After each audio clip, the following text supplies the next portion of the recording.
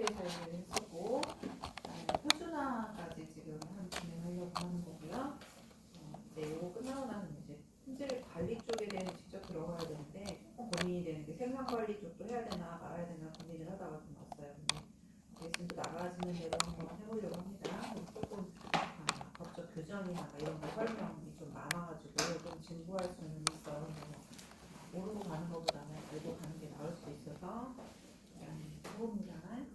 표준이라고 하는 개념들이 여러 계통에서 분류하는 것마다 달라가지고 지난 시간에 표준을 쭉 찾아보니까 품질 관리 기사에서의 그 항목에서도 나오는 거예요. 그래서 표준의 관리에 대해 구분은 할 줄 알아야 되기 때문에 아마 기사 자격증을 따시려고 하는 분들도 이런 용어들이 좀 나올 수 있을 것 같긴 해요. 그전 시간에 했던 거를 좀 기준을 조금 보면은 표준의 일반적 분류해가지고 우리가 규격이라고 하는 거, 규정이라고 하는 게 있는데 보통 이제 규격이라고 하는 건 기술 표준을 적용을 할 때 쓰는 거고 규정이라고 하는 거는 관리 차원에서 쓸 때 하는 용어래요. 그래서 개조식이라고 하는 거는 길게 늘어쓴 문장을 짧게 요약문으로 쓰는 거. 이거는 어떻게 해야 되고 어떤 과정을 거쳐야 되고 길게 늘어쓴 거를 생산 공정, 제조 공정 이렇게 똑똑 끊어가지고 이런 식의 줄임말처럼 쓴 것을 이제 개조식이라고 하는데 어떻게 보면 이제 개조식으로 쓰다 보니까 문장은 문장이지만 어떤 문정도처럼 단계별로 나눠서 쓸 수 있겠죠. 그림, 보기, 표로 예시되면 일종의 절차를 나타내는 절차서를 뜻하기도 한다. 이게 관리 표준이라고 하는 말이 그렇다.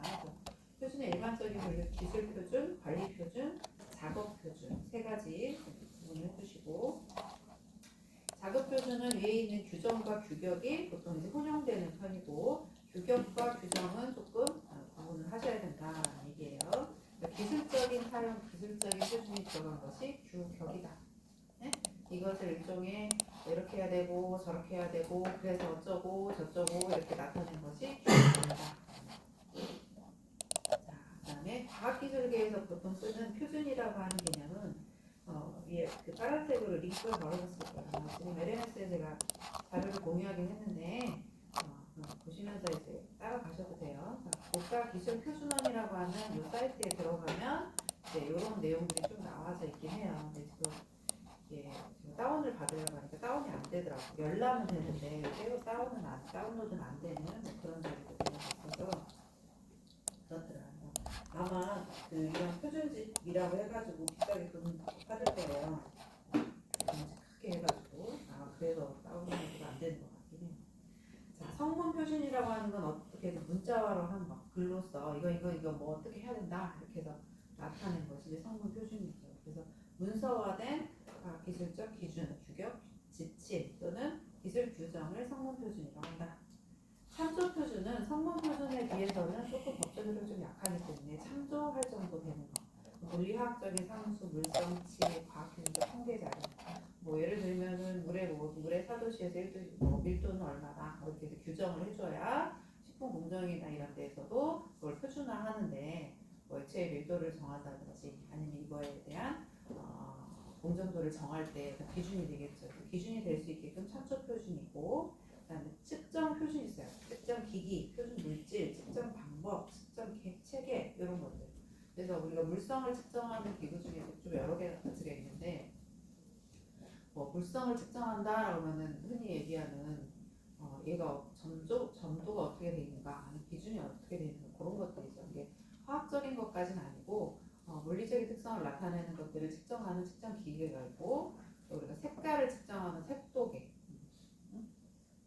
색도계를 나타내는 색차계, 그러니까 헌터스 값 해가지고 색깔 분류한 걸 했을 거예요. 근데 진짜 이제 색도계를 측정해가지고 어떤 의미를 갖는지 이런 것들 측정 기계, 측정 표준들이 있습니다. 우리 기관들 학교의 주변에는 이제 식품과 관련된 연관 기관들이 굉장히 많아요. 익산에 있는 국가식품교육학교도 있고 그쪽에 있는 옛날에는 한식영 식품연구원이라고 하는 데도 있고 노가원이라고 하는 농림청 산업위가 또 있죠. 그죠? 거의 같이 분포하다 때문에 각각이 가지고 있는 장비들이 있어요. 아주 국가에서 지원해주는 장비들이 있는데 그런 장비들을 사용하는 게 거의 신청만 하면 사용은 할 수 있어. 대신에 시간당 사용료를 받기는 해. 저렴하고. 근데 뭐 장비 하나 자체가 막 1억, 2억 정도 막 이렇게 가는 장비가 있다면 그거를 시간당 3,000원, 시간당 5,000원 뭐 이런 식으로 사용하기 때문에 그 산업체나 식품 회사에서도 여러분들이 만약에 품질 관리사가 된다 하면 그럼 어디에 어떤 장비가 있는지 알아봐가지고 사용법을 배워갖고 가야 돼. 거기는 거기 연구원이 있어가지고 측정해주진 않고 거기는 장비만 대여를 해주기 때문에 측정하려고 하는 사람이 매뉴얼을 다 숙지한 다음에 가서 일일이 자기 근무 시간 빼갖고 가가지고 해야 돼. 그런 게 조금 있습니다. 이제 그런 내용들이 좀 있어서 과기준 표준이라고 하는 게 있습니다. 그다음에 표준을 분류를 할 때 이제 적용 기간에 따라서 적용되는 기간에 따라서 분류를 하게 있는데 통상, 시한, 잠정 세 가지 나옵니다. 이것도 각각의 표준이라고 하는 말이 너무 많이 넣어져 있는데 적용 기간에 따라서 분류된 게 세 가지고 통상이라는 건 말 그대로 통상적으로 선정되는 거예요. 그래서 시행일은 있으나 종료일은 없는 거예요. 예를 들어서 언제라고 되어져 있으면 시행일은 있는 거지. 언제까지가 없는 거야. 이걸 통상 표준이라고 합니다. 그래서 일반적인 표준에 해당이 되는데 적용 개시 시기만 명시한 표준이다. 자, 지금부터 표준을 정하겠다 해가지고 이 표준은 2024년 3월 19일부터 적용된다. 이렇게 써 있는 거였죠. 네, 19일부터 적용된다라고 돼 있지 언제까지다라는 게 없죠. 이제 뭐 교육과정 같은 경우에는 몇 차년으로 해서 한 5개년 단위로 해서 이제 바뀌어지는데 그거는 시작 시점과 종료 시점이 같이 있죠. 시작 시점과 종료 시점이 같이 있는 게 시한 표준이에요. 일몰한다는 건 그때 끝난다라는 뜻이야. 일괄 처리에 끝나버린다라는 뜻이니까 시한 표준. 적용 개시 시기와 종료 시기가 명시된 표준을 시한 표준이라고 한다. 보통 이제 시한 표준인 경우에는 언제부터 언제까지 이렇게 명시되어 있기 때문에 특정 활동 추진을 목적으로 할 때 또는 과도적인 상태에서 취급을 할 때 과도적이라는 거는 이제 시범 사업을 언제까지 할 수는 없으니까 지난 시간에 했던 것처럼 뭐 QR코드를 언제부터 언제까지 시범 사업을 합니다. 시범 사업을 하겠다는 것은 이게 원활하게 잘 돌아가면은 실제로 시행을 하겠다라는 거잖아. 시범 사업하고 틀리니까. 시범 사업의 경우에는 시한 표준에 해당되고, 그렇죠? 네, 그게 실제로 적용이 되는 경우에는 이제 시범 사업 이후에는 통상 표준으로 되겠죠. 괜찮아요? 그 넘어간다고요. 시한 표준에서 통상 표준으로 넘어간다. 그 다음에 이제 마지막으로 헷갈릴 수 있지만 잠정 표준이라는 게 있어요. 잠정 표준은 종료의 시간은 없지만 종료의 조건은 있다. 종료의 시기는 없어. 언제까지라고 하는 말은 없지만 이러이러하면은 끝내겠다. 이런 내용이 종료 조건이 있어요. 규정하고자 하는 내용에 대한 실험, 연구 등이 아직 끝나지 않았을 경우. 어떤 경우가 있냐면 국가 과제를 하거나 이럴 때 목표치를 도달을 해야 되는 게 있어요. 근데 성과를 받았는데 이게 연구 개발을 하다 보니까 그때까지 어떻게 제품이 완성이 되지 못한 거야. 국가에서는 애써서 돈을 들여서 개발을 하게끔 했는데 이게 그냥 끝나버리면 안 되니까 약간의 잠정적인 시간을 줘요. 그러면 연구 기간이 끝나고 나서 3년까지는 유예 기간을 주겠다. 이런 식으로 하는 것이 잠정 표준에 해당이 돼요. 처음부터 못 박아서 한 건 아닌데 그렇게 기한을 주는 것을 잠정 표준이라고 한다. 연구개발 쪽은 이쪽이 좀 많아요. 평가받을 때 보면. 정식 표준을 제정하기 조건이 아직 다 만족하지 않았을 경우에 그런데 그냥 끝내버리기에는 뭔가 아쉽고 그동안 투자한 돈이 너무 아까운 거야. 그런 경우에는 조금 더 시간을 줄게. 이런 식으로 해서 하는 경우가 잠정 표준입니다. 그 다음에 이제 관련 규격과 인용 규격 볼게요. 지금 설명은 다 이제 나와져 있는 용어들이에요. 이거 뭐 법적으로 따지는 건 아니지만 약간의 그쪽 계통이에요. 법적 규격들이니까.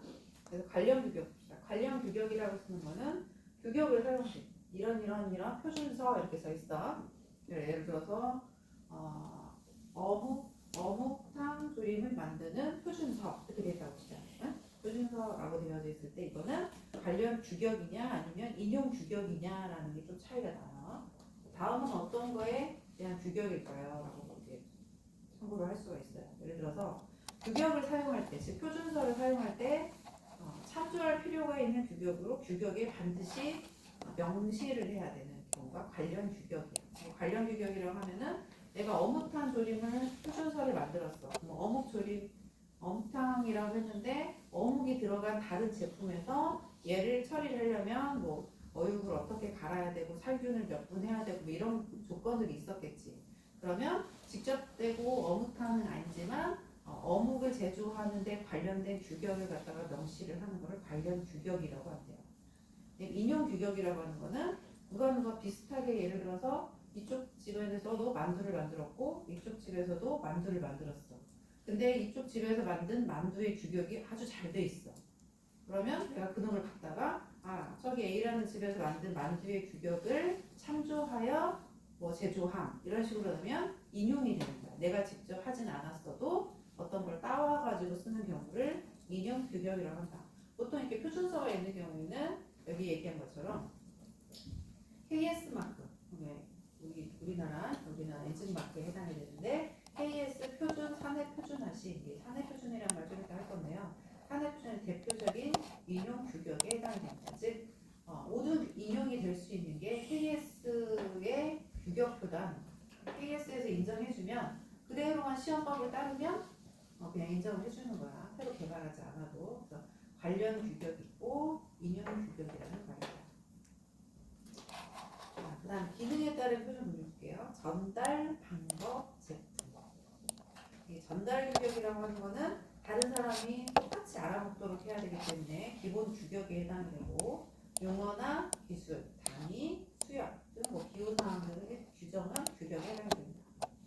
방법 규격은 말 그대로 어떤 공정도처럼 순서와 관련된 게 방법이다. 이렇게 외우시면 돼요. 그다음에 제품 규격, 제품의 형상, 치수 또는 수치, 품질 등 완제품, 완제된 규격들을 규정한 규격. 내가 책상을 하나를 만들었다. 저는 가로는 몇 cm, 세로는 몇 cm, 높이는 몇 cm 해서 그렇게 규정한 걸 제품 규격으로 합니다. 사내 표준화를 들어가기 전에 이제 사내 표준화라는 말이 좀 들어갈 건데요. 사내는 말 그대로 회사에서 해주는 사내 표준화에 해당이 됩니다. 네, 이 표준화라는 말 자체가 규격이라는 말하고 똑같다겠지. 규격서의 서식이 또 KSA를 기준하기는 KSA 0001로 쓰인답니다. KS 인증하는 기관인데 거기서 A로 시작하면 전체를 뜻해, 기본을 뜻하는 거고, 자, 사내 표준서는 이 KS의 Q 라인으로 가서 또 ISO 붙이고 이 번호가 따라와요. 여기 들렸어. 그래서 그거를 KS 규격 구성 용어를 쓰여가지고 원래 본체가 되는 건 규격서예요. 규격. 그 다음에 부속서에 해당이 되는 게 규정, 참고, 해설입니다. 헷갈리겠지? 본체는 뭐라고? 다음 중 규격, 규정, 참고, 해설 중 다음 중 본체는 규격입니다. 네. 나머지 것들은 규격에 포함되진 않지만 부속서에 해당이 되는 거, 부록에 해당이 되는 거고, 그래서 규정, 참고, 해설은 얘는 얘의 부록, 얘는 얘의 부록 이런 식으로 되어져 있습니다. 그래서 규격은 원칙적으로 표준 요소를 서술한 부분으로 부속서에는 해당되지 않는다. 지금 이 말이 무슨 말인지 잘 모를 거야. 나도 몰랐어. 근데 이 나라 표준 인증에 링크를 타고 들어가 버리면 안 타고 들어가지나?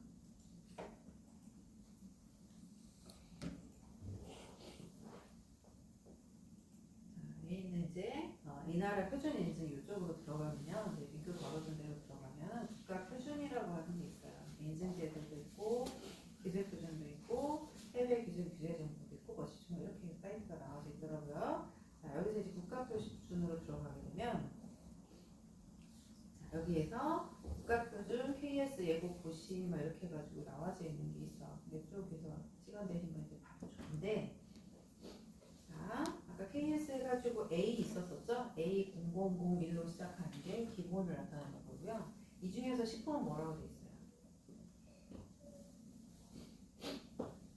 KS 해놓고 식품에 대한 표준 연중을 갖고 싶다 그러면 여기에는 H로 시작을 하면 됩니다. A는 기본을 뜻하는 거고 나머지 뭐 있는 게 기계 쪽 하시는 분들은 B로 시작을 할 거고요.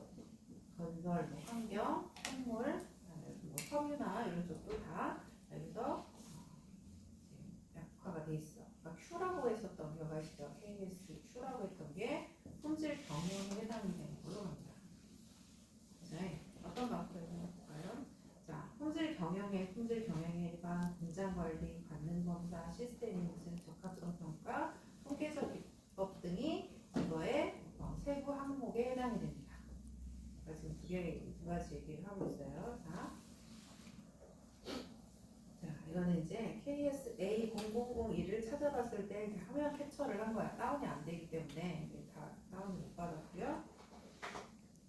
앞에서 규격서의 서식은 요거를 열람을 해가지고 그 열람서대로 이제 작성을 하게끔 되어져 있고 사내 표준이라고 했을 경우에는 얘는 사내 표준이라는 말 자체가 뭐냐면 품질 경영을 하려고 하는 목적이야. 그래서 뭘로 시작하냐면 Q로 시작을 한 거야.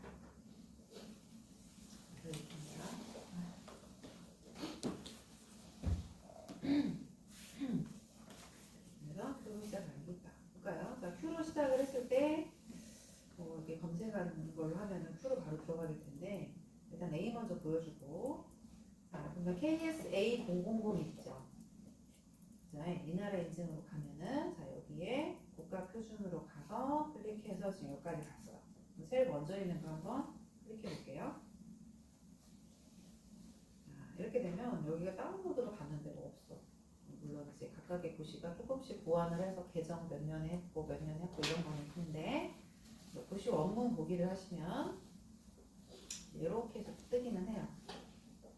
다운은 안 돼요. 일일이 앞에 표시를 캡처를 한 게 아까 PPT에서의 파일이었어. 자, 이 KS 표준 서식의 작성 방법에 대해서 나와져 있는 게 2023년에 개정을 했대요. 그 전 거 가지고 있으면 좀 틀릴 수도 있어. 이거를 뭐 할 일은 아마 없을 수 있지만 KS의 표준 인증을 좀 찾아봐라 했을 때는 기존의 회사에 있는 걸 찾으시면 안 되고 다시 들어가셔서 언제 거가 최근 건지를 봐야 되겠지. 그래서 여기에서 이제 여기 녹차, 뭐 좋아하는 이렇게 돼 있죠. 조금 확대해 볼게요. 뭔 말을 하려고 했냐면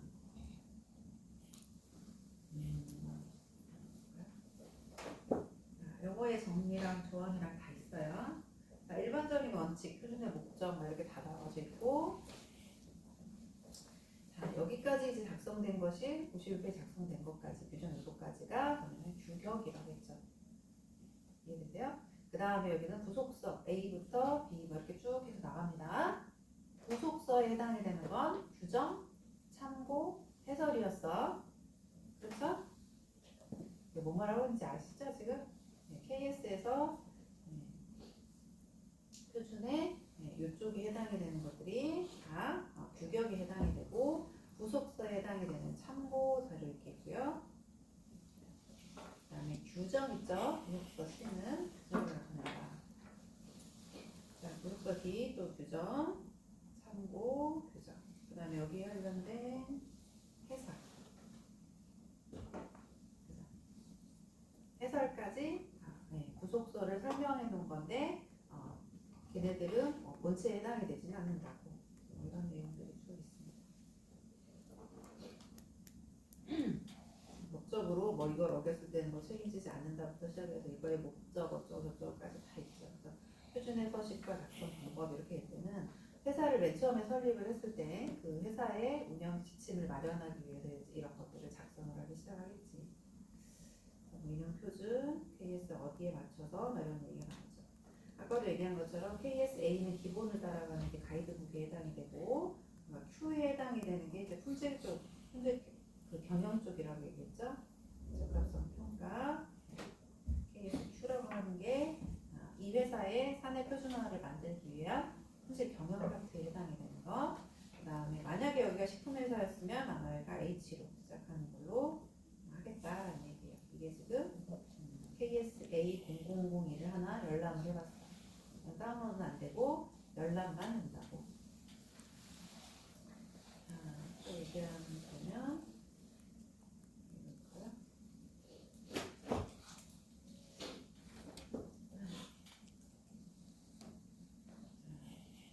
여기서 얘기하는 품질 경영 일반은 여기를 클릭해가지고 검색을 하면 되고, 공장 관리나 여기서 얘기하는 관능 검사나 통계적 기법 운영이나 이렇게 가려면 얘를 뭐 클릭해서 가겠죠.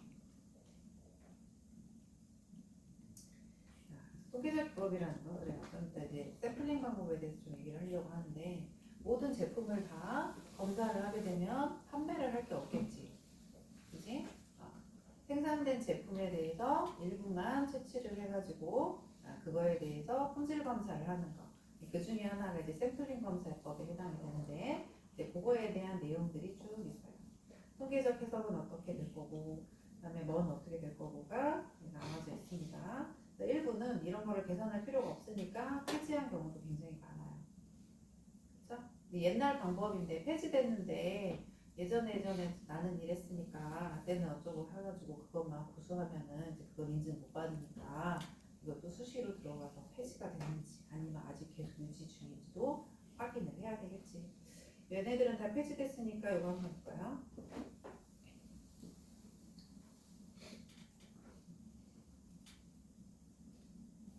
평균의 추정, 신뢰 구간이라고 얘기하는 어떤 검사를 했는데 걔가 정말 믿을 만한 수치인가, 이런 내용들이 표준화 책으로 되어져 있어가지고 지정을 합니다.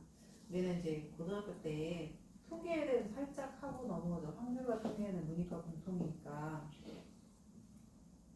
그러셨을 거야. 근데 이제 거기서 모평균, 모수, 분포표, 신뢰도 검증 이런 얘기가 나왔을 거예요. 근데 그런 것들이 여기서도 용어들이 나온다는 거. 95% 신뢰도 구간이냐, 99%의 신뢰도 구간이냐, 이게 한쪽이냐, 양쪽이냐.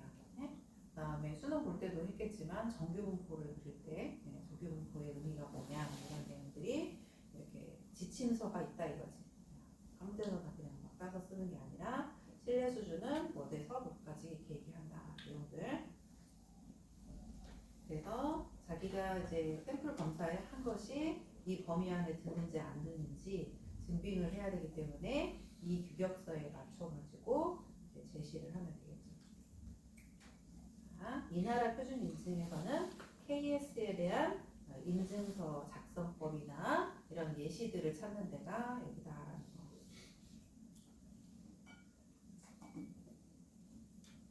규격이 본체고요. 규정, 참고, 해설은 부속서에 해당이 되는데 아마 KSA에서 보셨듯이 해설이라고 하는 거는 부속서라고도 따로 규정하진 않고 거의 맨 끝에 필요에 따라서 해설이 필요 없는 경우는 해설이 따로 안 들어가도 돼요. 규정과 참고는 부속서의 내용이고 본체에 해당이 되지 않는다만 알고 계시면 돼요. 자, 그다음에 이제 품질 표준화의 수준 정의해가지고 이렇게 사내 표준이라고 얘기했어요. 사내 표준이라는 말도 있지만 단체 표준, 국가 표준, 지역 표준, 국제 표준 아래로 갈수록 영역이 넓어지는 거야. 사내 표준은 말 그대로 그냥 회사 내에서 쓰는 표준이야. 사내는 단체 표준은 국가 내에서 이제 여러 가지 회사가 같이 있을 때 회사 대 회사 뭐 이런 단체. 그다음에 국가 표준은 우리 KS 이게 국가 표준에 해당이 되죠. 그렇죠? 네. 그다음에 지역 표준. 그다음에 지역이라고 하는 거는 이제 아시아 뭐 지역이라든지 뭐 여기 아프리카 지역이라든지 지역, 중동 뭐 이런 식으로 해서 나라별로 나누어져 있는 지역을 얘기하고요. 큰 의미로. 그다음에 국제 표준, 전체 국제 표준. 그래서 우리가 국제 품질 인증해가지고 ISO, 코덱스 뭐 이런 것들 있죠. 이게 국제 표준에 해당됩니다. 표준의 종류 해가지고 조금 더 다른 분류 체계에서 나와져 있는 거 한번 볼게요. 여기는 이제 요 PPT는 내용하고 적용의 예가 나와져 있으니까 앞에는 이제 전체 범위, 사내 표준부터 국제 표준까지 어떤 것들이 있는지를 보여준 거고 그 다음에 표준은 이렇게 되어 있습니다. 일단 사내 표준, 회사의 표준은 회사의 규모에 따라서 독자적으로 제정해. 그러면 강제성이 있어 없어? 사실 이건 강제성이 없는 거야. 그래서 사내는 독자적 제정을 하고 이를 회사 내부에서만 적용하는 규격이기 때문에 야 우리 회사는 이렇게 했거든? 그러고 따질 수가 없어. 그들만의 세상이니까 사내 표준 들어가 있습니다. 자, 그 다음에 광공서. 관공서에서 제정되기 때문에 이거는 그 기관의 내부에서만 적용되는 규격이죠. 뭐 식약처에서 적용되는 거, 아니면 농림부에서 뭐 적용되는 거, 뭐 농림축산식품부에서 적용되는 거, 각각의 부서에서 하는 거. 그다음에 단체, 국내외 산업과 단체, 협회 등에 제정하는 거. 뭐 식품공학과에서 그 우리가 학회라고 하는 데가 있죠. 네, 그래서 학술회가 있는데 뭐 조금 한 세 가지 정도가 좀 많이 들어가죠. 식품과학회, 식품저장유통학회. 식품저장유통학회가 좀 이름이 달라지긴 했는데, 그다음에 식품영양과학회 이렇게 해가지고 그런 것들이 이제 단체. 여기서만 인증. 그러니까 우리 학회에서 주로 발표를 하고 거기서 인증을 받고 논문을 써서 통보를 해서 출판물을 얻어주면 거기에서 고유 번호가 있어요. ISSN이라고 하는 그 번호. 임팩트 팩터라고도 얘기를 하지만 거기서 인증 지수가 만약에 높은 데서 인증을 해주니까 이거는 논문으로서 가치가 있고 저기 뭐 인증을 받을 수 있으니 이럴 수도 있거든요. 그런 거에 해당이 되는 게 단체 표준. 국가 표준은 KS처럼 되어져 있는 것도 있지만 식품 쪽으로는 식품 공전이 있어요. 식품 공전이라고 하는 거는 보통 이제 어떤 분석법에 대해서 이 방법으로 표준화시킨 거야.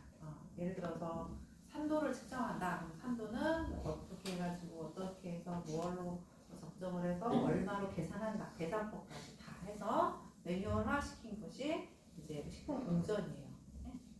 그런 것들이 있고 검령, 광고 등의 규격이나 규정이기 때문에 국가의 표준, KS나 식품 공정 같은 경우를 지켰다 그러면 이건 법적 규정까지 받을 수도 있어요.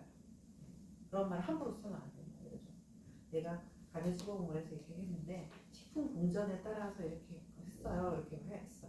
근데 실제로 식품 공정을 쳐다보지도 않고 그냥 자기가 아는 방법으로 해놓고 인용문은 식품 공정 몇 번에 몇을 따라서 실시했다 이렇게 들어가면 나중에 법적 규제가 올 수가 있어. 얘네들은 그렇다. 근데 나는 우리 집에서 내려오는 전통의 방법대로 이렇게 만들었다. 그럼 이건 사내 표준서니까 법적 규격은 없어. 근데 이거를 판매하고자 했을 때는 문제가 있겠지. 돈 받고 팔면 문제가 있어. 근데 그냥 내가 아는 지인한테 이렇게 먹어보라고 줬어. 그건 상관이 없어. 만약에 돈 받고 팔면 문제가 돼. KS, ASTM, AISI, ISO 이런 게 이거의 약자이긴 합니다. 그래서 KS는 국가 표준에 해당이 되고요. ISO는 여기서 얘기한 국제 표준, 단체 표준에 해당이 되는 게 ASTM, AISI 이 정도 보시면 돼요. 그다음 우리나라에서 하는 건 아니고 미국에서 단체 표준이 이렇게 있다. 부문별입니다. 부문별 표준화 효과.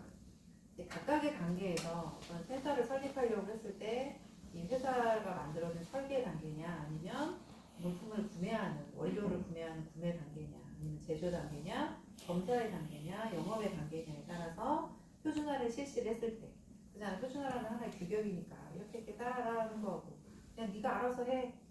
김 부장 네가 알아서 해. 이렇게 하는 거하고 좀 다르죠. 그래서 그날에 따라서 어느 단계에서는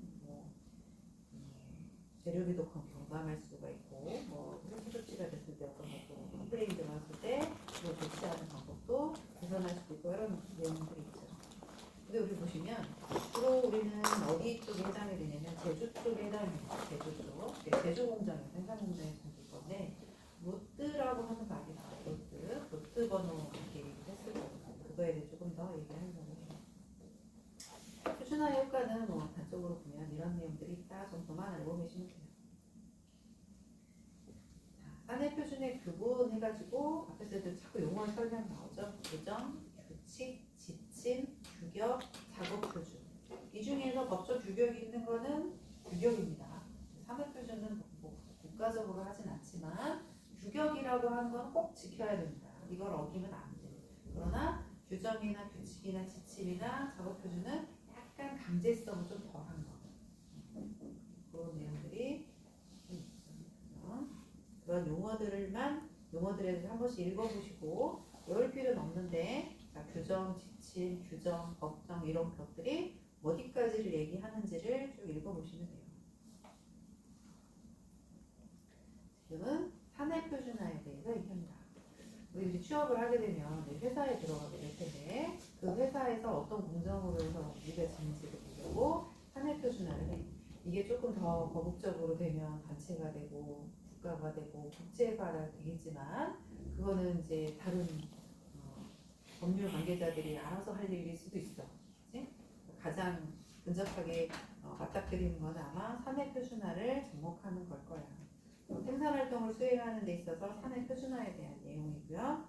표준화 체제 만들기, 표준화 계획, 표준화의 운영, 표준화의 평가는 이미 여러분들이 들어간 회사에는 다 갖춰져 있을 거야.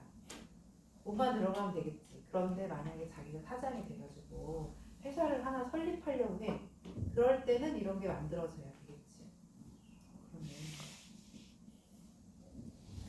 사내 표준화의 대상은요. 최고 경영자부터 말단 직원까지입니다. 근데 이걸 관리하는 체계가 관리자가 어느 선부터냐의 게 회사의 규모에 따라 좀 다르겠죠. 지금부터 이제 품질에 대한 품질 비용과 품질 검사의 종류에 대해서 얘기합니다. 표준화 이제 끝났어. 네, 표준화 정의가 굉장히 많아가지고 그걸 정리한 것이 지금 이쪽 거야. 모든 인터넷 자료나 이런 데 다 떠돌아다니는 걸 다 정리하다 보니까 이런 용어들이 있다라는 얘기를 한 거야. 거의 다 아마 다 긁은 것 같아요. 자, 품질 비용 봅시다. 품질 비용은 예방 비용이 있고 평가 비용이 있고 실패 비용이 있습니다. 말 그대로 예방 비용이라는 문제가 터지기 전에 네? 어떤 비용을 들여서라도 검사를 해가지고 문제가 일어나기 전에 예방하는 거. 그다음에 우리가 헬스업 시설을 하는 게 아마 예방 비용 정도 해당이 되겠죠. 평가 비용. 자, 그렇게 됐으면 한계 기준을 설정했다든지 아니면 지금 샘플링 검사를 하는 평가의 비용이 있겠죠. 그다음에 실패 비용이라고 하는 건 뭐겠어요? 자, 이럼에도 불구하고 진짜 불량률이 안 나야 되는데 그 몇 개의 불량률 난 것 때문에 이걸 회수해야 되고 소비자적인 고발을 받아야 되고 이렇게 됐을 때 좀 소비자한테 위로금도 전달을 해줘야 되고 이렇게 다시는 안 하겠습니다 하는 벌금도 내야 되고 네, 이런 비용들이 이제 실패 비용에 해당이 됩니다. 자, 품질 검사 한번 볼게요.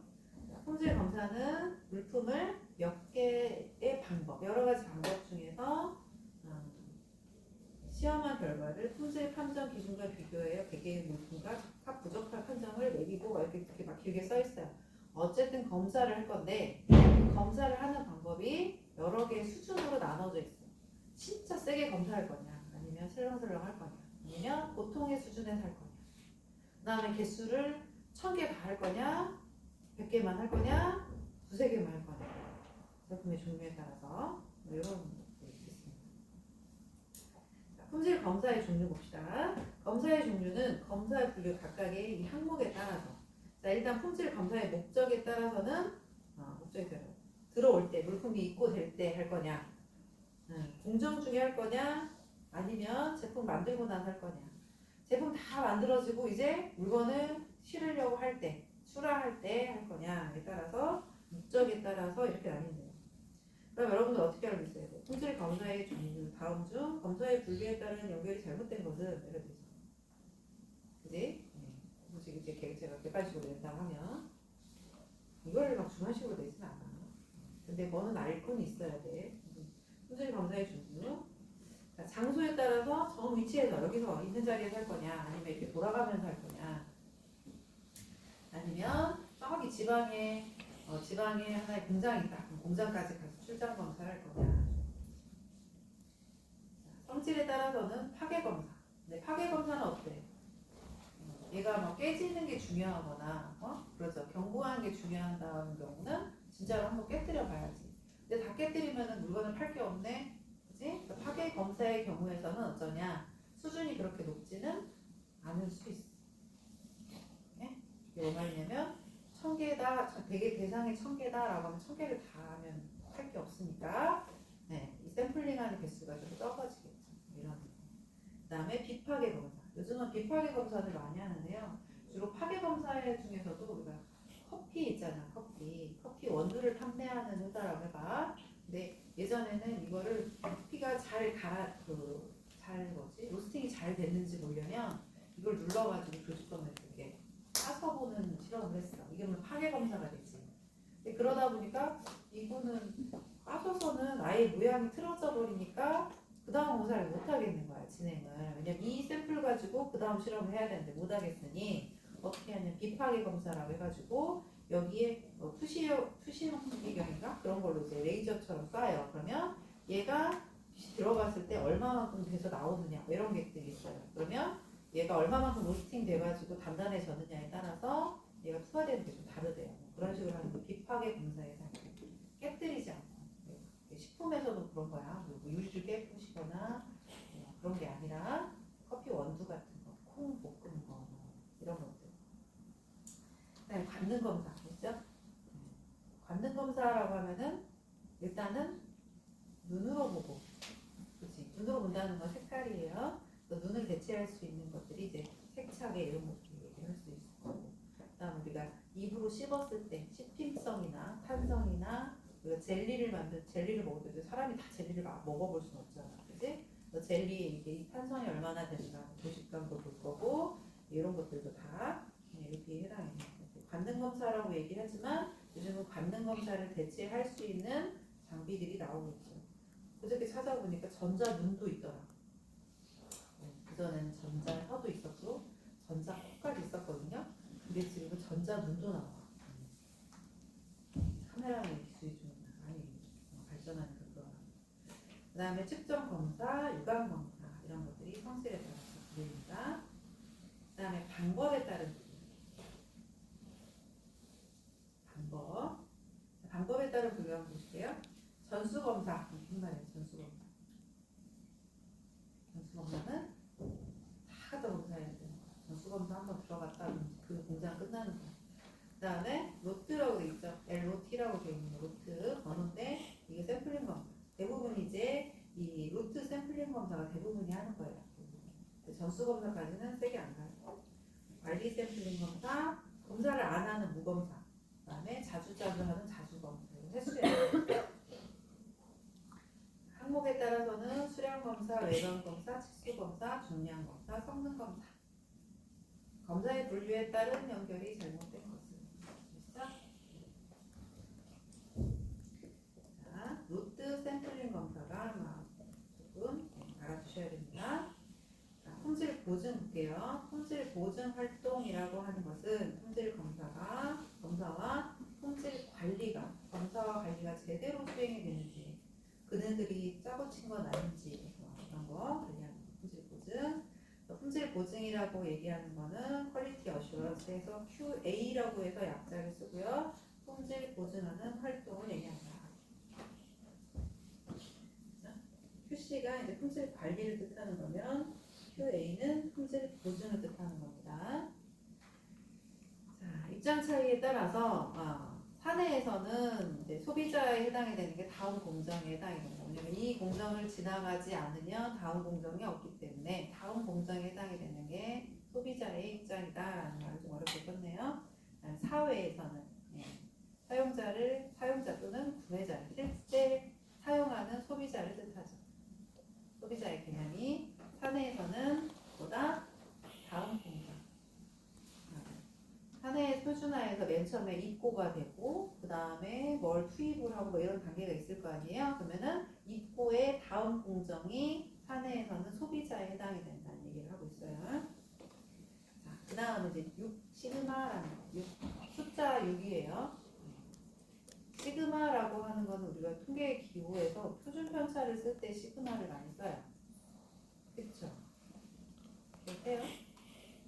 통계 용어 중에 시그마라고 되어져 있는 게 뭐가 있냐면 표준 편차라고 했어. 6시그마 경영이라고 하는 거는 품질 경영을 하시는 분들은 다 알고 있는 내용이더라고. 나는 처음 들었는데 6시그마 경영이 있어요. 자, 시그마 기호 그대로 해가지고 시그마고요. 미리 얘기하면 이렇습니다. 자, 여기 보시면 이제 이걸 뭐라고 하냐면 표준 정규 분포라고 하죠. 이거를 막 어린 왕자처럼 해서 보아뱀이라고 하면 안 돼. 그렇게 장난을 친 사람도 있더라고. 누가 이걸 보아뱀이라고 하는 건 아니죠 라고 하는데 그렇다고 모자도 아니야. 근데 우리는 고등학교 때 이걸 뭐라고 배웠냐면 표준 정규 분포라고 배웠어. 표준 정규 분포의 특징은 가운데 축에 해당이 되는 게 평균값이야. 그지? 평균을 0으로 하고 표준 편차를 전체 1로 한 것을 우리가 표준 정규 분포라고 했어. 그렇지? 여러분들이 고등학교 때 내신 등급이 있었을 거야. 1등급이 몇 프로였던 기억하세요? 4%잖아요. 그 4%라고 하는 거는 개념이 어떻게 되죠? 4%는 양쪽에서 이게 척이 꼬레비에서 여기서까지 꼬레비하고 위에까지 4%는 아니죠. 네. 3이 4%죠. 전체 학생이 예를 들어서 100명이다. 그럼 1등급 맞으려면은 몇 등 안에 들어? 4명 안에 들어야 되지. 근데 표준 정규 분포는 여기서 좀 다르죠. 양쪽 값을 먹어야 돼요. 한쪽 값을 치는 게 아니라 양쪽 값을 친다. 자, 보세요. 가운데가 지금 U라고 해서 평균값을 우리가 U라고 나타내고요. 이 단어. 네? 이 U라고 하는 그리스어가 여기서 평균값 0을 얘기하고 양쪽 이쪽은 양의 값, 이쪽은 음의 값 얘기를 하는데 여기서 표준 편차만큼 이 간격을 쭉 잘랐을 때 첫 번째 라인이 1시그마, 두 번째가 2시그마, 세 번째 라인이 3시그마, 그래서 6시그마까지 간대요. 여기까지 돼요? 자, 그 다음 볼게요. 자, 이렇게 6시그마로 되어져 있을 때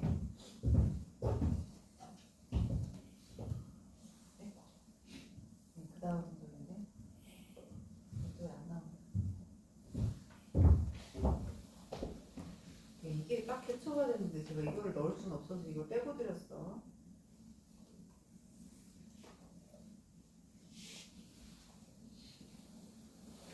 여기 보세요. 얘는 양쪽 값을 가져야 되니까 내가 1시그마다라고 하면은 양쪽 값 이렇게 두 개를 합한 값이 돼야 돼요. 전체 이만큼 보이는 쪽의 넓이는 1이어야 돼요. 그쵸? 전체 1인데 자, 1시그마에 해당이 되는 거는 이 정도. 양쪽을 합하기 때문에 0.6826이었을 거야. 근데 백분율을 했으니까 68.26%가 된 거야. 여기까지세요? 조금 더 설명하면 여기 볼게요. 이건 이제 엑셀표로 해가지고 시그마 0부터 6시그마까지 쭉 분포를 나타낸 표예요. 참고로 자 1시그마, 2시그마, 3시그마, 4시그마 여기 보시면 5시그마, 6시그마가 있어. 자 얘네들이 나타내는 건 뭐냐면 전체를 얼마 기준으로 하냐면 6시그마 기준으로 했을 때는 100만을 기준으로 해요. 100만. 100만이면 이제 밀리언이죠. ppm이 뭐의 약자예요? 그래서 여기서 ppm은 파트 퍼 밀리언이에요. 100만 분의 1에 해당하니까 여기 이제 100만이 기준이 되는 거고 6시그마가 됐을 때는 얼마가 되냐면 3.4가 되죠. 자, 100만 개 중에 내 제품을 100만 개를 생산했을 때 약 3개에서 4개까지의 분량이 나오면 오케이. 이게 6시그마 경영이 돼요. 100만 개 중에. 기존에는 이렇게 막 그 뭐지? 자동화되지 않고 사람이 막 이렇게 좀 실수도 하고 막 손가락도 들어가고 막 이런 경우 막 이게 생기고 그러면 분량이 막 컴플레인 걸려버리잖아. 그때는 1시그마여도 이루기가 힘들었을 때. 그럼 1시그마였을 때는 분량률이 얼마냐면요. 지금 보시면 분량률이 지금 100만 분의 697개가 나오대요. 100만 개를 생산하면은 697개가 불량품이고 수율적으로 따질 때는 30%가 양품인 거야. 네? 거꾸로 보시면 자, 근데 60음의 경우에는 100만 개를 생산했을 때 약 3개만 불량률이 나와야 돼. 3개에서 4개 사이. 아차 5개 하면 너는 글러먹었어. 이렇게. 그래서 이거 수율적으로 보니까 얘는 99.9999966 이렇게 되어져 있는 퍼센트가 양호한 품질이에요. 이런 뜻으로 해석이 됩니다. 6시그마라는 내용이 그렇습니다. 그래서 얘는 양쪽 값으로 해서 6시그마는 요만큼 지금 우리가 얘기하는 요만큼의 넓이 값이잖아요. 그죠? 그러니까 6시그마 안에 들었다고 하는 거는 99.9999998의 확률로 양보해야 돼. 그러면 여기서 떨어지는 요만큼과 요만큼을 더한 요만큼이 불량률이란 얘기야. 여기까지 되시죠? 불량률을 이렇게 줄여야 된다. 기존에 한 70년대는 그래도 3시그마까지 갔었대. 한 70%는 양품이 나오는 거기 때문에 그래도 괜찮았대. 근데 지금 그렇게 나오면 바로 문 닫아. 이렇게 전략을 한대요. 근데 말은 이제 그렇더라고요. 6시그마가 어디서 나오고 막 이렇게 기원을 또 보니까 여러분들은 지금 핸드폰 세대잖아요. 근데 저 대학교 다닐 때만 해도 삐삐 세대거든요. 삐삐가 어디서 만들었냐면요. 미국에 있는 모토로라가 처음 만들었어요. 모토로라 지금은 여기 좀 없어졌잖아요. 이름이. 모바일에 직접 옛날에 모바일 그 모토로라 폰이 있었어. 그게 가끔 요즘 뭐죠? 유재석이 제니하고 같이 나오는 게 아파트 성도 해가지고 옛날 또 타임슬립 해가지고 하는 프로들이 하도만 이런 옛날에는 그런 게 있었는데 모토로라라는 회사에서 6시그마 정책을 해가지고 회사가 갑자기 많이 떴대요. 그게 그렇게 해서 부류가 된 거래. 어쨌든 여러분이 알아야 되는 거는 6시그마라고 하는 거는 품질 경영에서 나오는 단어고 불량률에 관한 얘기를 하고 있는데 자 100만 번의 프로세스 중에 몇 번? 불량률이 3.4 즉 3번이나 4번 이내에 있는 것을 6시그마라고 자, 6시그마의 경영을 6시그마 경영을 하기 위해서는 고객의 요구를 명확히 이해하고 사고해야 되며 탑다운 방식 이런 얘기 있어요. 탑다운 방식이 뭔지 아세요? 내용을 잘 모르니까. 탑다운 방식은 뭐냐면 최고 경영자부터 위에서부터 내려와야지 밑에서부터 올라가는 게 아니라는 거야. 그래서 탑다운은 위에 최고 경영자가 다 알고 있고 그 다음에 이렇게 나눠야지 얘 모르고 이렇게 갈 수는 없고 전사 표준을 통해 이거는 뭐냐면 데이터가 그러니까 구두로 해서 하지 말고 구두화된 거를 어떻게 다 기록을 해놔서 문자화를 해야 된대. 우리가 뭐 여기도 지금 하시고 있는지 모르겠지만 플로그노트 쓰면은 음성으로 된 거 문자로 다 지워되죠. 문자로 저장되잖아. 근데 그런 식으로 전사표준이라는 거는 요즘 용어에는 그렇게 쓰이는데 여기서의 전사표준화라는 건 뭐겠어?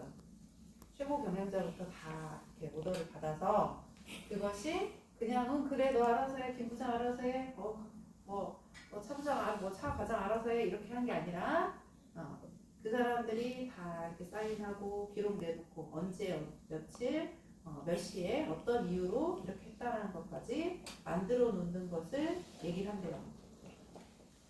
이해되세요? 6시그마의 원칙. 그 다음에 개선된 프로세스에 따라서 경영 혁신 활동을 지속적으로 하는 거. 그러니까 고인물은 언제나 썩게 돼 있지.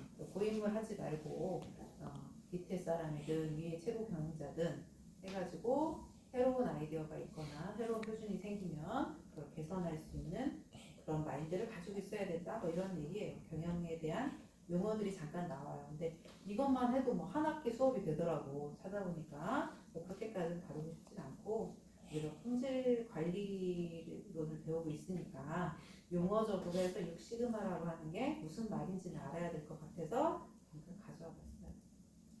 조금 지루하니까 꼭 하고 있는 아저씨 얘기 한번 들어볼게요.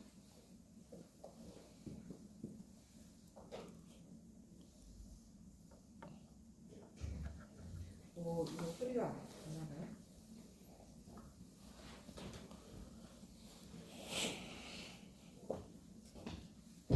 이거 소리가 날까?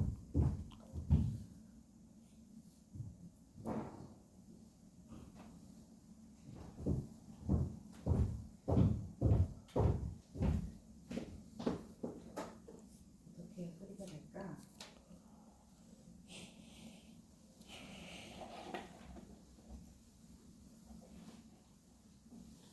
소리 잘 나던데. 이게 나레이션까지 나와가지고 잘 모르겠네요. 이거는 옛날 사람이에요. 옛날 사람들 나와요.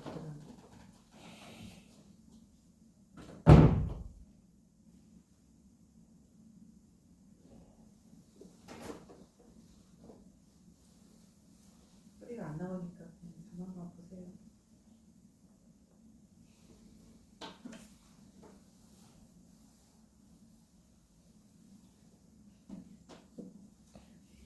되게 재밌게 만들어가지고 보시면 좋거든요. 옛날 자료 화면이기도 한데 얼굴을 표준화 하실 겁니까? 막 이런 내용들이 좀 있어요. 얼굴이나 키나 이런 것들은 표준화할 수 없으니까 품질이라도 표준화해야 되지 않겠습니까? 식스 시그마라는 얘기가 나오는데 시그마라는 교는 표준 편차다라고 하는 내용이에요.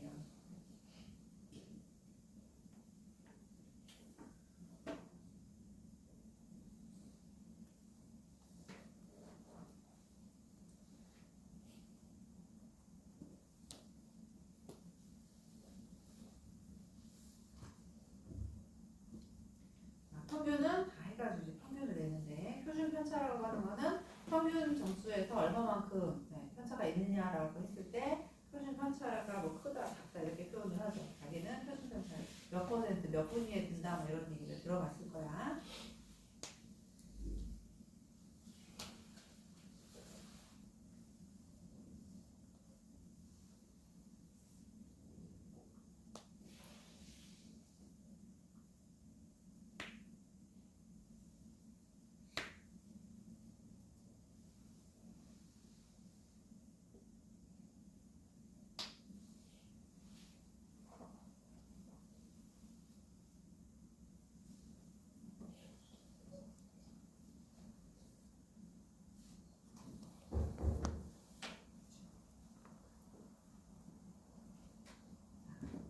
결론 들어갑니다.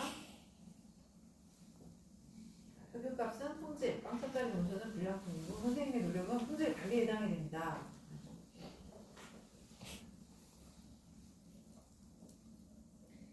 기존에 얘기한 것처럼 100만 개 중에, 그지? 100만 개 중에 3개, 100만 개 중에 3.4개에 해당이 되는 불량률을 얘기를 하는 것이 식스 시그마다. 그런 얘기를 했습니다. 앞에서 얘기한 것처럼 표준 정규 분포를 배워서 가운데 값을 평균 값으로 해가지고 했을 때 99.9998%가 됐을 경우에 왜 소리가 안 나오지? 어떻게 나오는데?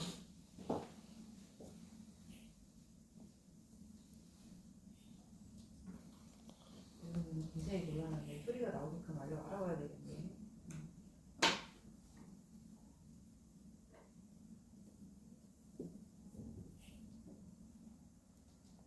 아까 뭐 87량 모토로라고 하는 옛날 삐삐 핸드폰 가장 처음 때 그런 데가 있어요.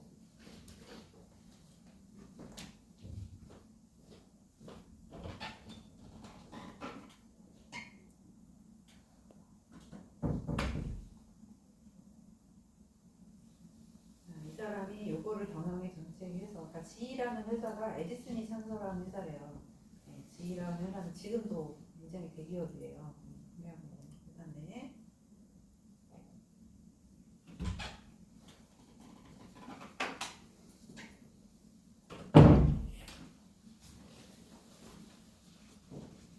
그 회사의 오너보다도 그 최고 경영자가 전체적으로 경영을 어떻게 하느냐에 따라서 달라져요.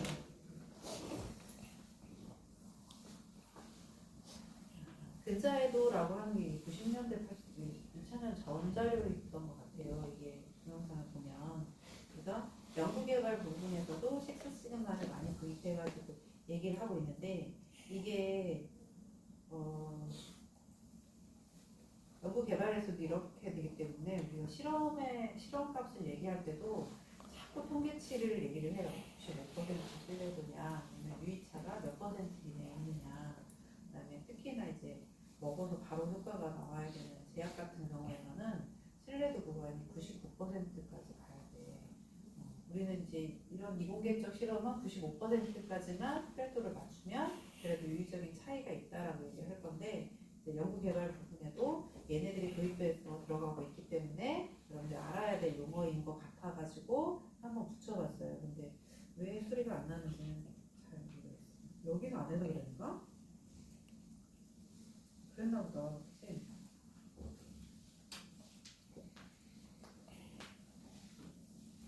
내가 못하나 이거? 모르겠다. 자, 어쨌든 그렇습니다. 여기서 할게요. 40분, 45분까지만 할게. 자, 이따 봅시다. 이제 주요 검사를 점검 항목에 대해서 얘기합시다. 구입 검사, 제조 가공 공정 검사, 출고 검사 얘네들이 이제 검사별 항목에 해당이 되고 우리가 이제 여기 이런 것들이 써져 있기 때문에 뒤에서 이제 우리가 식품 평가, 품질 평가 같은 경우를 할 경우에는 이들 항목 중에서 조금 자주 등장하는 것들만 몇 개 추려가지고 실험법이나 이런 것들을 해보려고 해요. 특히 여기서 나온 유통기한이나 뭐 이런 것들은 제조가구 공정검사에서 꼭 해야 되는 검사 중에 하나죠. 출고검사 이런 것들이 있습니다. 자, 이건 이제 번외적으로 이제 자가품질 검사를 좀 얘기하기 전에 식품 공전사항에서 있는 얘기하고 좀 얘기하려고 하는데 식품 공전을 따른다라고 하면 이 식품 공전이라고 하는 건 앞에서 무슨 규격이 해당이 됐어?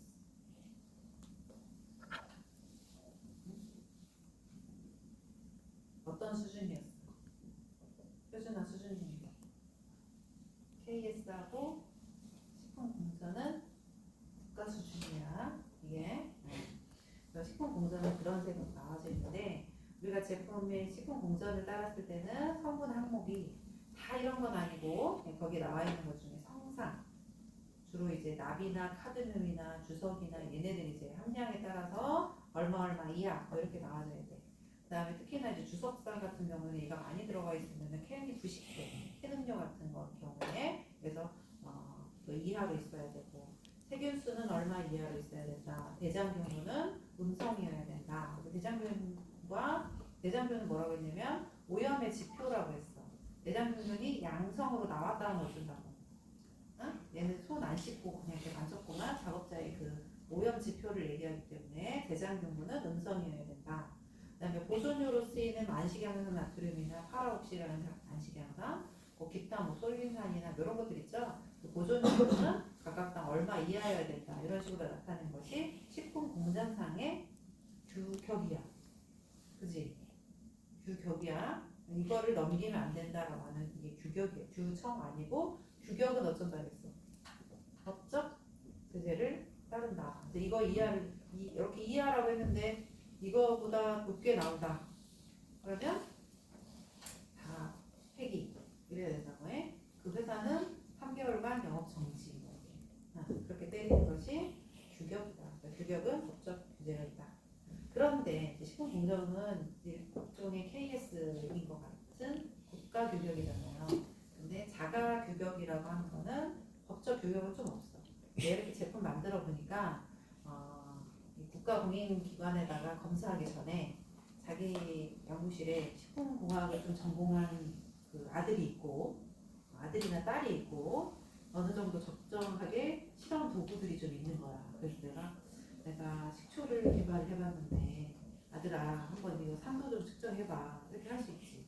내가 실험 기구는 대충 사줄 테니까 한번 해봐. 너 배웠잖아. 너 그러려고 가르쳤으니까 한번 해봐 이럴 수도 있겠지. 그렇게 해서 실험을 하는 게 이제 자가 규격이에요.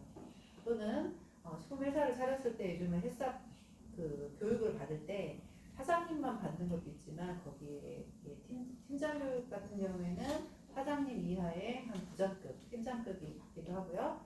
사원들도 교육을 받아야 돼요. 식품 회사의 경우는 그러거든요. 네, 그런 사원들이 있을 경우에 만약에 이런 실험을 할 수 있다 보면 자가 품질 검사를 자체적으로 할 수도 있어요.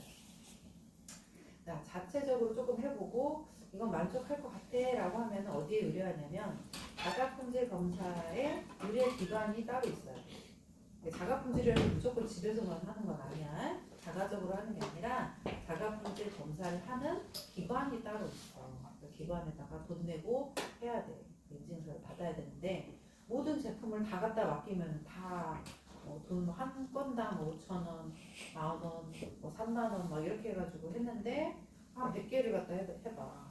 그럼 돈이 엄청 많이 들겠지. 그래서 일부는 자기 실험실에 조금 해보고 그다음에 자가품질 검사 기관에다가 맡겨가지고 합당한지를 이제 검사 의뢰서를 받아. 뭐 검사 의뢰서를 받아서 합당하다 그럼 이걸 다시 식약처에 제출을 해. 그리고 식약처에서 그러면 여기서 이 인증하는 기관에서 이렇게 갖췄으니 괜찮네. 그냥 생산해도 되겠어. 이렇게 되는 거예요. 일정한 식품 회사들은요 이렇게 자가품질 검사에 1년에 한 번씩 이렇게 받아서 인증서를 꼭 제출을 해야지 계속 영업을 할 수가 있어요. 안 그러면 닫아요. 인증서가. 그래서 당도, 산도, 뭐 pH, 용량, 비중, 뭐 타르색소, 세균수, 광투광도, 성장 뭐 이런 것들이 기본적으로 정해져 있어요. 네, 밑에도 나와 있는 것처럼 자가규격의 기준은 품목에 따라 좀 다를 수는 있어요. 그러면 이 집 틀리고 저 집 틀리고 막 그러겠지. 우리 집은 15로 할 건데요. 우리 집은 15로 할 건데요. 야 그거 법적 규격이 없다며? 라고 얘기하니까 식약처에서 어떻게 만들어내냐면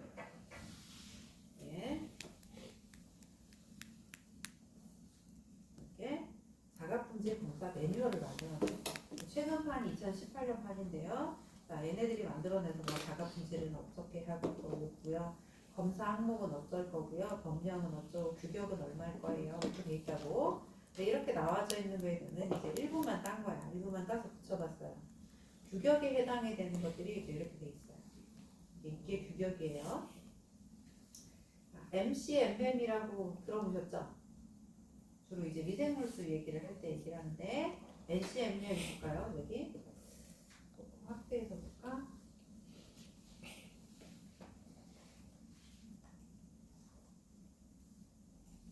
과자의 종류인데요. 과자에서 자가품질 규격에 해당이 되는 것들을 잠깐 보니까 산가가 있어요. 산가. 총산도 실장 산가가 있고요. 그 다음에 세균수. 여기서 산가는 총산도 아니다. 산가는 이제 다르게 측정해. 그 다음에 세균수. 그 다음에 총 아플라톡신. 그 다음에 항세포도당균. 이런 것들이 과자에서 검사 항목이 돼. 즉 이거에서 이 기준을 만족하지 못하면 과자를 생산하는 그 공장은 이제 제재 조치를 가해야 돼. 이거의 검사 표딱지가 나와야 돼. 예? 이걸 막그 식품 공정을 따르고 막 이러진 않아도 자가품질 검사 기관에 의뢰를 해서 반드시 1년에 한 번은 제출을 해야 된다는 얘기야. 그러니까 NCMM이라고 하는 얘기는 미생물수를 얘기할 때 쓰죠. 자, N이 뭐예요? 여기서 발효식품 하면서 잠깐 얘기를 해줬었는데 N이라고 하는 거는 내가 검사를 하는 제품 수야. 여기 100개의 제품이 이렇게 쌓여져 있는데 이 중에서 몇 개를 선택해. 5개만 골라봐. 야 여기 아들내미 아니지? 여기 딸내미 아니지? 그러면 너 일로 와봐. 여기서 5개만 골라와봐. 5개 골라왔어. 그 다음에 5개 중에서 C라고 하는 거는 2개까지는 봐줄게. 2개까지. 자, 2개까지 보려면 여기 보이면 지금 최소치가 10,000개, 최대치가 지금 50,000이거든요.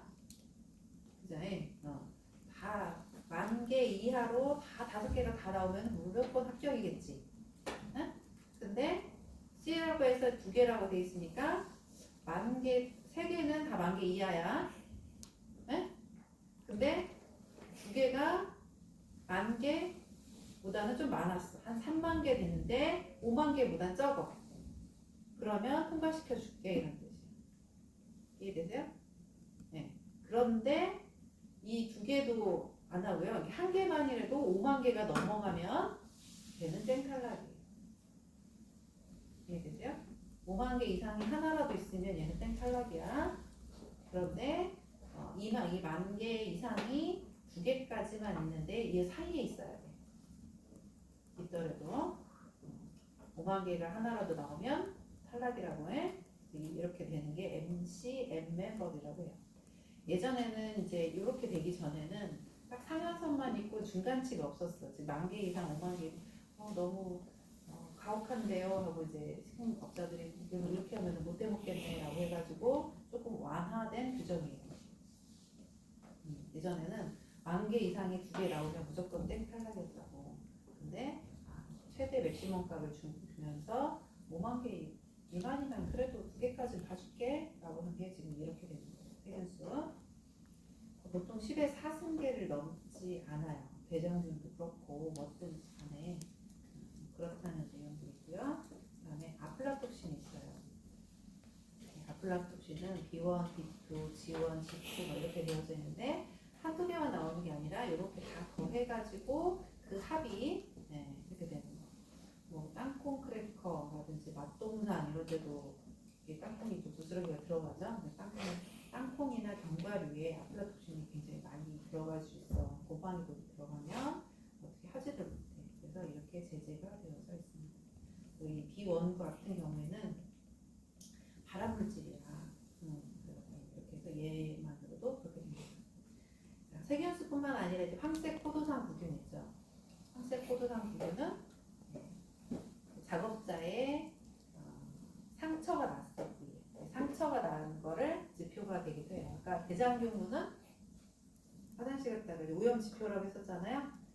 황색 포도당균은 오염지표라고 하기는 좀 그렇고 뭐냐면 상처가 나진 않았는가. 이게 상처에 주로 자라는 이게 조금 싹 긁혔어. 조금 하다가 이렇게 가다가 이렇게 쏙 긁혔네. 내가 좀 피가 나고 아이고 그렇지 뭐 쓱 닦아냈어.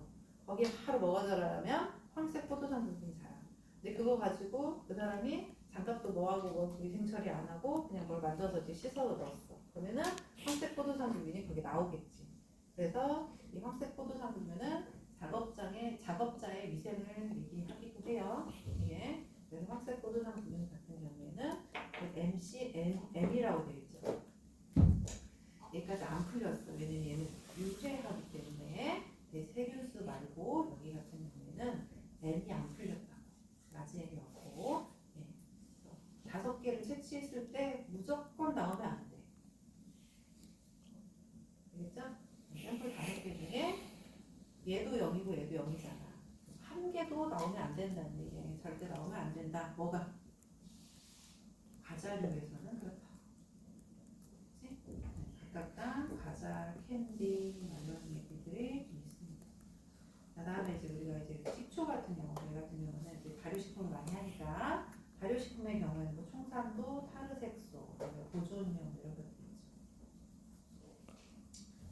조산, 소스, 마요네즈, 위스키나 브랜디 여기 보세요. 자, 위스키나 브랜디 요즘 뭐 하이볼 해가지고 위스키 많이 드신다고 하더라고요. 하이볼이 뭐지? 양주는 비싸니까 양주의 맛을 즐기되 뭐 저기를 하기 위해서 태어난 거라며.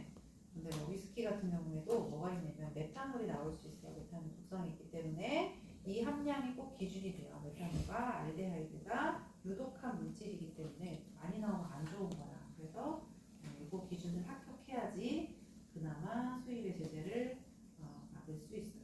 다음 리트로즈, 주정, 전분, 레토르트 식품, 냉동식품 이런 것들이 있습니다.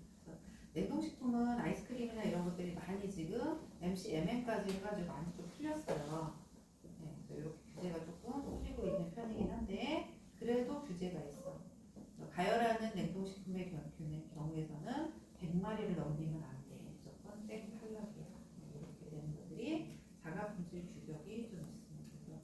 그래서 미리 여기를 보여드렸는데 다음 주에 이제 수요일 날에는 뭘 할 거냐면 우리가 6 시그마 했잖아요. 다음에 이제 제가 뭐 보여주냐고 그러면 혹시 제가 까먹을 수 있으니까 목요일 할 때는 루트 번호부터 설명한다고 얘기했어요. 됐죠? 이제 나와져 있는 거에 대부분 다 살렸는데 아까 아저씨 갖고 있는 것만 뺐어. 궁금하면 그러면 찾아보시면 옛날 교양